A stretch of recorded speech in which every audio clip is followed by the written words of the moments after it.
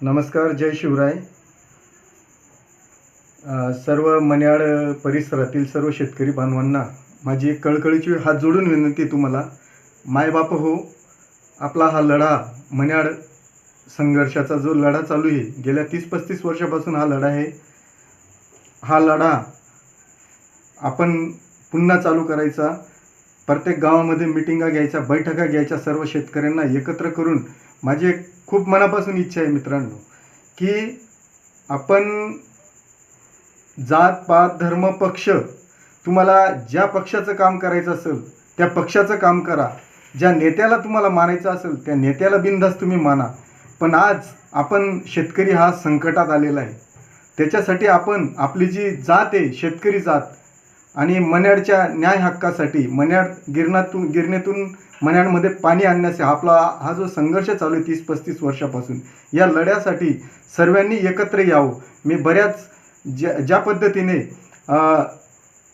हिवितात्या sir असतील तळोंद्याचे, भास्करदादा काळे असतील, मग टाकळीचे जिभाऊ सर वगैरे असतील, आपले शिरसगाव येथील पंडित अण्णा वगैरे असतील, आत्माराम मनोहर काका वगैरे असतील, पिपरीचे भाऊसाहेब जुलाल वगैरे असतील, नंदू बाबूराव वगैरे असतील, अशा अनेक आपल्या परिसरातील गावातून बऱ्याच जणांनी मन्याडचं पाणी चाळीसगाव MIDCला द्यावे या लढ्यात त्यांनी यश मिळवलं. आज त्यांनी आपल्या पिढीसाठी, म्हणजे आपली पिढी वाचवली. पण आज आपल्याला भविष्याची पिढी वाचवायची. तुम्हाला पश्चाताप येईल. मी हा लढा मित्रांनो श्रेयवादाचा नाही, हा लढा जो आहे हा शेतकऱ्यांचा हिताचा आहे. यासाठी सगळ्यांनी आवर्जून माझी कळकळीची विनंती आहे तुम्हाला, सगळं पक्ष वगैरे बाजूला ठेवून एक शेतकऱ्यासाठी एकत्र या. तुम्ही कुठल्याही पक्षाचं काम करा. मी सांगत नाही की याला मतदान करा, त्याला मतदान करा, कारण ही जी वेळ आलेली आहे ही पुन्हा कधीच येणार नाही.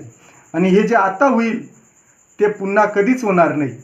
आणि त्यासाठी आपल्या तालुक्याचे लोकप्रतिनिधी माननीय आमदार साहेब मंगेशदादा यांनी जर जातीने खरोखर लक्ष घातलं तर 100% आपल्या लढ्याला यश मिळेल.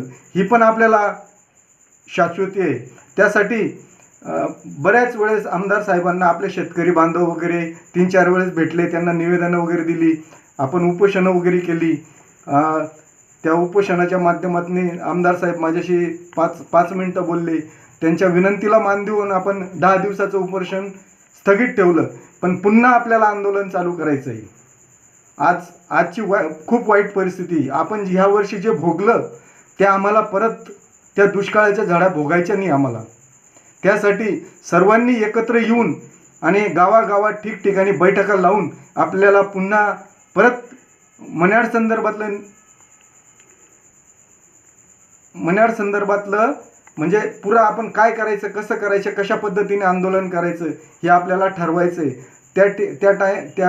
त्यासाठी सगळ्यांनी एकत्र येऊन ते आंदोलन कसं जेरीस पेटेल आणि आपल्याला न्याय कसा मिळेल यासाठी सगळ्या शेतकरी बांधवांना माझी कळकळीची विनंती, हात जोडून विनंती आहे. बाबा हो, आपण खूप भोगलेलं आहे, आता पुन्हा आपल्याला भोगायचं नाही. त्यासाठी सगळ्यांनी एकत्र या, एवढीच माझी विनंती. जय शिवराय.